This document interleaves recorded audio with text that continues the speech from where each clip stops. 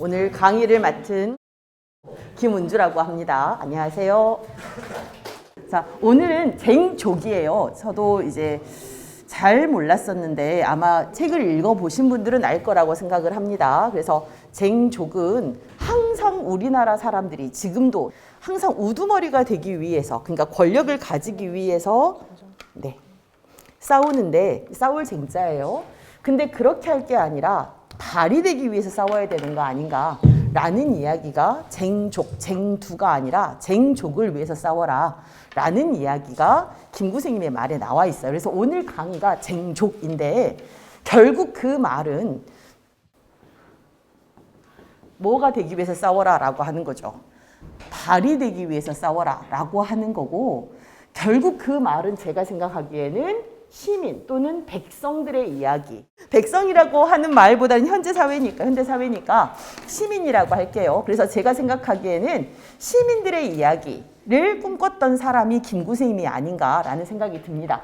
그래서 제가 여기 이제 강의를 부탁받았을 때 여기에도 한국사 선생님들이 계실 거 아니에요. 지금 역사 선생님이. 그래서 굳이 한국사 전반을 근현대사를 다 하는 것보다 뭐에 포커스를 맞춰야 될까 생각을 하다가 김구생님은 제가 굉장히 존경하는 분 중에 한 분이고 정약용 선생님과 더불어서, 근데 정약용 선생님과 다르게 김구생님만의 특징이 있다면 김구생님은 이 말인 것 같아요. 사실은 쟁족.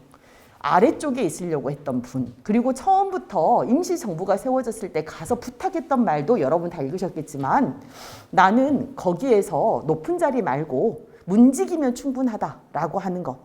근데 우리 중에 누가 나 문지기 하고 싶다고 서로 싸우는 사람은 없잖아요. 만약에 싸운다면 그거는 문지기라고 하는 한가한 직업을 가지고 있는데 월급을 많이 줄 때, 요럴 때만 싸우겠죠. 그럼 결국 그건 쟁두하고 다를 게 별로 없거든요. 그런 점에서 이 김구생님이 했던 말이라고 하는 건 결국 아래쪽에 있는 시민들의 이야기인 것 같고, 두 번째 제가 김구생님 좀 이따 다시 이야기를 하겠지만 김구생님과 관련해서 마음에 드는 건 그 시대에 문화라는 말을 했다는 점. 아무도 없었어요. 그런 점에서 제가 존경하는 또 다른 역사의 인물들을 따진다면 고구려에서는 소수림왕, 그리고 당연히 조선시대면은 세종대왕, 그리고 마지막에 김구. 소수림왕이 왜 갑자기 뜬금없이 나오냐라고 하면 소수림왕 이전 왕이 누군지 혹시 아시는 분? 고국 원왕입니다. 정확합니다. 외우실 때 원한이 맺혔다 이렇게 외우면 돼요. 왜냐면 고국자가 3명이나 있어요. 아시다시피 고국 원왕, 고국 천왕, 고국 양왕까지. 근데 이제 고국 원왕이 백제에 의해서 죽었잖아요. 백제가 쳐들어왔어요. 사실 그때 고구려가 고국 원왕이 죽은 다음에 소수림왕이 왕이 돼서 백제를 쳐들어갔다면 백제는 끝나는 걸 수도 있어요. 사실. 왜냐하면 고구려는 누가 뭐래도 전쟁의 국가니까. 이거는 여러분 다 아시죠? 고구려는 수나라, 당나라를 막아낸 나라. 이거는 굉장히 대단한 나라입니다. 그 당시 당나라가 전 세계 1위였던 걸 감안을 했을 때. 근데 고구려의 소수림왕은 아버지 죽은 다음에 지가 왕이 됐는데 가서 전쟁을 해야 되겠다를 생각한 게 아니라 궁금해한 거잖아요. 백제가 어떻게 이겼지? 라고 하는 거. 백제가 우리나라를 쳐들어올 생각은 도대체 감히 어떻게 한 거지? 그거는 뭘 생각한 거냐면 백제가 가지고 있는 장점이 뭔지를 곰곰이 생각한 거고, 여러분이 생각하기에 고구려, 백제, 신라, 가야 통틀어서 백제가 가지고 있는 특징이 뭔 것 같아요? 백제, 문화예요, 문화. 백제는 문화의 강대성 때문에 보통 제가 아이들한테 이제 수업을 하거나 어른들한테도 마찬가지지만 모든 나라는 공식이 있거든요. 처음에 세워져요. 건국. 이때 약하죠. 왕권이. 그래서 어떻게든 자기를 도와준 사람들의 힘을 견제하면서도 보상하면서도 눈치를 엄청 봐야 되는 시기예요. 그러다가 중간에 왕권이 조금 강해지는 시기가 나오고 그 다음에 모든 나라가 가지듯 전성기가 있어요. 문제는 여기에서 이렇게 추락하느냐, 여기에서 이렇게 추락하느냐, 여기에서 천천히 추락하는 이 차이인데, 여러분이 알고 계시는 백제 역사를 한번 떠올려 보세요. 어떻게 추락을 했었는지. 13대 근초고왕이 전성기예요. 근데 14대 침류왕이 불교공인했어요. 아니 15대 침류왕이. 그리고 그 누구예요? 계로왕이 21대 계로왕이 한강을 잃고 문주가 도망을 쳤어요. 그럼 망해야 돼요, 사실은. 근데 문주 다음에 25대 왕이 아시다시피 무령왕이에요. 무령왕이에요. 무령왕 다음에 26대 왕도 대단해요. 아버지가 다 해놨으면 지는 놀면 돼요. 근데 아버지가 다 해놨으니까 나라가 평안해졌잖아요. 그러면 다시 전쟁 생각을 한다는 것도 신기한 일이에요. 아버지가 했던 걸 똑같이 하지 않는다는 거니까. 성왕이 신라랑 싸우다가 죽었어요. 그럼 또 망해야 돼요. 근데 아시다시피 30대 무왕이라고 하는 왕, 서동요에 나오는 주인공, 31대 의자왕, 신라의 성을 40개나 뺏었던 왕. 신라가 통일했기 때문에 결국 강자의 역사의 관점에서 봤을 때는 신라가 의자왕을 우습게 보는 게 맞는데, 역사가 기록을 한 바에 따르면 신라는 의자왕한테 40개의 마을을 빼앗겼어요. 그리고 어쩔 줄 몰라가지고 당나라에다가도 도움을 청해보고 별 생각을 다 하죠. 그 위대했다고 하는 선덕여왕이 쩔쩔맬 정도가 의자왕이에요. 이게 마지막 왕이거든요. 그러면 저 힘이 어디서 나올까를 한번 생각해 보세요. 저 나라가 우리나라 지도에서 봤을 때 마지막에 여기 남은 게 백제예요. 마지막도 아니죠. 끝까지 여기죠, 사실은. 한성 잃고 난 다음에는. 신라 여기까지 올라갔어요. 자랑할 만하죠. 고구려는 굉장히 커요. 여기에 있는 나라가 망하는 순서가, 속도가 이렇게 내려올 수 있는 건, 그건 뭐의 힘이겠어요? 우리 모두가 이해하고 있는 게 백제가 가지고 있는 문화의 힘이에요. 문화의 힘. 근데 그 문화의 힘은 어디서 나오냐면 일단은 배가 불러야 돼요. 기본적으로.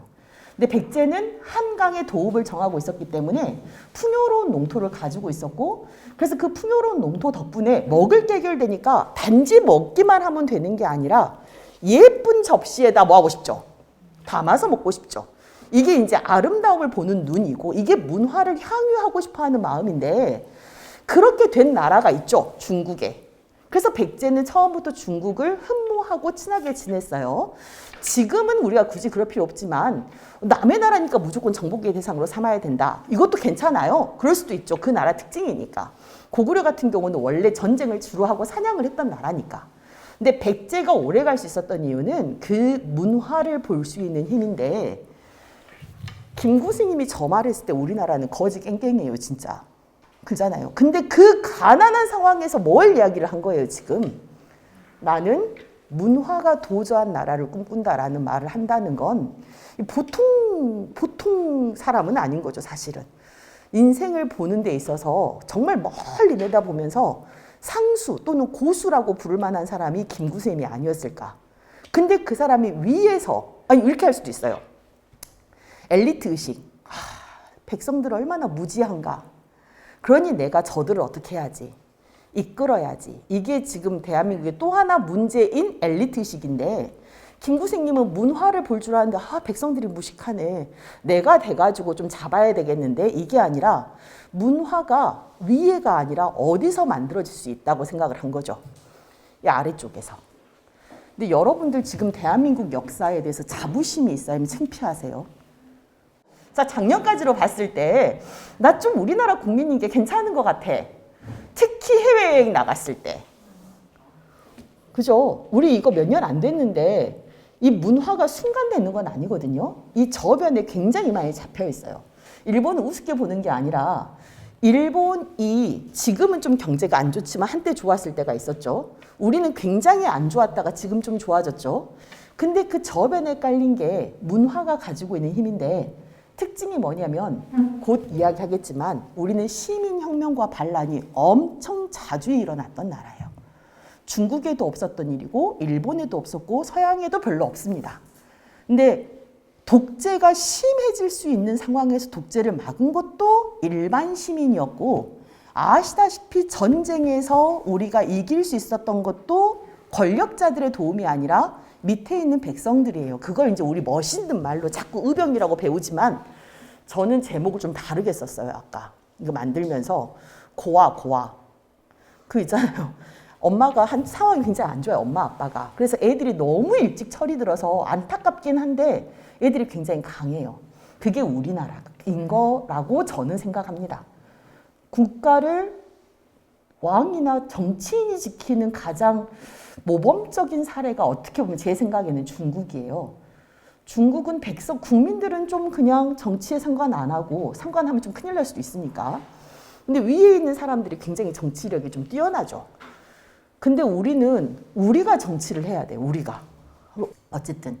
그래서 저는 오늘 주제 강의를 역사 전반을 이야기를 하는데 이미 역사 선생님이 있는 학교에서 역사 전반을 다 하는 건 약간 월권인 것 같고 여기에 맞춰가지고 이야기를 할 생각이에요. 그래서 문화라고 하는 것을 이야기했던 김구생님의 마음은 결국 아래에 있는 시민 또는 백성 아니면 국민을 믿는 마음이 아니었을까라는 생각을 하고 그런 생각이 가장 잘 나타나 있는 말이 또한 쟁족 또는 쟁두쟁족이라고 하는 말에 들어있다고 생각을 합니다. 이거 한번 깊이 읽어보신 적 있으세요? 정말 진심으로 울컥할 수도 있는데 이거 진심으로 읽으면 교장 선생님이 아까 뭐라고 하셨어요? 막 감수성이 예민해져서 눈물이 날 것 같다고 막 그래. 요거 읽으면 눈물 날 수도 있어요. 그럼 약간 이상한가요 우리가? 자, 나는 우리나라가 세상에서 가장 아름다운 나라가 되기를 원한다. 이런 말 하는 사람 없어요 별로. 뭐라고 했냐면 가장 부강한 나라가 되기를 원하는 것은 아니래요. 왜냐하면 우리가 뭐 한 적이 있으니까. 남의 침략에 가슴이 아팠으니까. 이거 엄청난 이거는 공감입니다. 공감 능력. 아니 내가 아팠으니까 그 다음을 쳐야 되는 거 아니야? 이럴 수 있잖아요. 근데 내가 아팠으니까 알아. 남이 얼마나 아플지를. 그래서 나는 국력이 센 나라는 원하지 않아. 요즘에 이거 요즘 여러분도 하고 계시나요? SPC 그룹, 파리바게트, 삼립, 샤니 다 같은 계열사더라고. 던킨 도너츠, 그다음 어디예요? 베스킨 라빈스, 비즌, 떡 가게죠. 여기 SPC 종사자가 계실지도 모르겠는데 마찬가지인 것 같아요. 라디오에서 들으니까 여기 이제 분향소가 설치됐어요. 그 노동자가 죽고 나서 빵 샐러드 소스 섞는 기계에 빠져가지고 끼어가지고 상상을 하세요. 이럴 때는 상상해도 저는 괜찮을 것 같아요. 한두 번 있는 일이 아니거든요, 지금. 근데 계속 똑같은 일이 반복되는데 곧 직장을 가질 애들이에요. 항상 뭐라고 생각되냐면 우리 애가 이것도 생각을 하셔야 돼요. 꼭 부자면 안 가는 게 아니라 알바할 수도 있는 거예요. 누구나 다 똑같은 상황에서 일할 수 있도록 만들어야 되는데 그 분향소에 왔대요, 이 관계자가. 거기다 뭘 놓고 갔다고 지금 이야기가 나왔냐면 라디오에서 저는 라디오에서 처음 들은 거여서 파리바게뜨 빵 봉지를 놔두고 갔다고 하더라고요. 그러고 싶을까요? 저는 진짜 신기했어요. 그 사람들이 그 빵 공장에서 일하다가 기계에 끼어가지고 죽으면 근데 그렇게 된 아이의 그 분향소에 와가지고 그 빵을 갖다 놓고 갔다는 건 자기는 그렇게 생각했을 거예요. 빵 주는 거라고.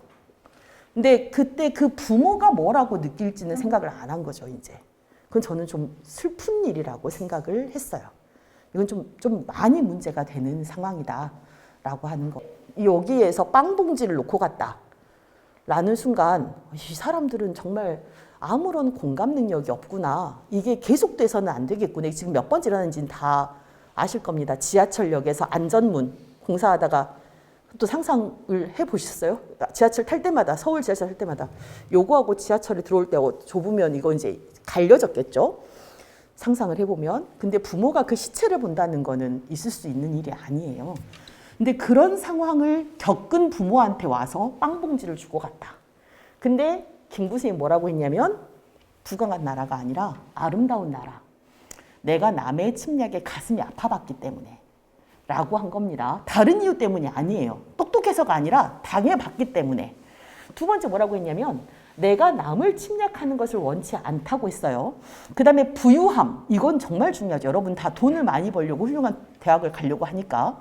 근데 부유함은 내 생활을 풍족히 그러니까 굶어 죽지 않을 정도로만 하면 되겠어. 누가 조사했는데 한 명이 3천만 원을 매달 벌 수 있게 되면 어떤 불안감도 느끼지 않고 풍족함을 느끼는 상태가 된다고 하는데 3천만 원 벌기가 쉬운 일은 아니잖아요. 그 너무 높게 잡은 것 같아요. 딱 풍족할 정도만. 우리의 강력은 남의 침략을 막을만 하면 족하고 내가 정말 한없이 가지고 싶은 건 높은 문화의 힘이다 라고 이야기를 했습니다. 그러니까 문화야말로 가장 중요하다라고 한 게 김구생이에요. 여러분 우리나라가 지금 여러분 그 어린 세대는 모를 수도 있지만 저희 세대는 너무나 공감하는 게 우리나라 이렇게 위대한 나라 아니었던 거 아시죠? 우리나라 언제 해외여행 가면은 막 나 코리안이야 이러고 다녔어요? 나 코리안이야 이게 아니라 뭐 어떻게 해요? 막 일본이라고 생각하면 좋을 수도 있겠다. 막 약간 이런 마음도 있고 그랬잖아요. 근데 갑자기 우리나라가 전 세계에서 코리아, K-팝, K-문화, K-영화, K자가 붙으면 다 좋은 거, K-방역까지 다. 근데 그게 우리나라가 갑자기 국력이 강해져서 그런 건 아닌 건 아시겠죠? 우리나라가 갑자기 부유해진 것도 아닙니다. 다만 우리 문화가 세계에 알려지면서부터 우리가 뭐가 된 거냐면 강대국이 됐어요. BTS, 기생충, 미나리, 최근에 오징어 게임 다 문화예요. 근데 그 문화는 아까도 이야기했지만 갑자기 만들어지는 게 아니라 계속 숙성되어 있으면서 동시에 내가 나 스스로 나의 문화를 우습게 여기지 않았을 때 발현되는 거죠. 근데 지금은 한국 비빔밥, 비비고, 만두, 심지어 만두라는 이름은 중국어가 따로 있는데 이제 다 뭐라고 불러보잖아요. 만두 이렇게 부르잖아요. 우리말인데. 그렇게 되는 건 문화, 그리고 그 문화가 새로 만들어진 게 아니라 우리가 우리 스스로가 가진 것에 대해서 자부심을 가지고 있었을 때 그때 제가 보기에는 우리나라가 문화가 발전한 나라가 됐다는 것을 알 수 있을 것 같아요. 그때 중요한 건 내가 나라고 하는 것을 부끄러워하지 않는 마음, 그 마음을 가지고 단단하게 세상을 살아가면 될 것 같아요. 그러기 위해서는 머리만 발전하는 게 아니라 사실은 많은 걸 체득했을 때만 가능한 거죠. 일단 이렇게 하고 영상 촬영 끝내고 쉬었다가 이제 본 강의 시작하도록 하죠.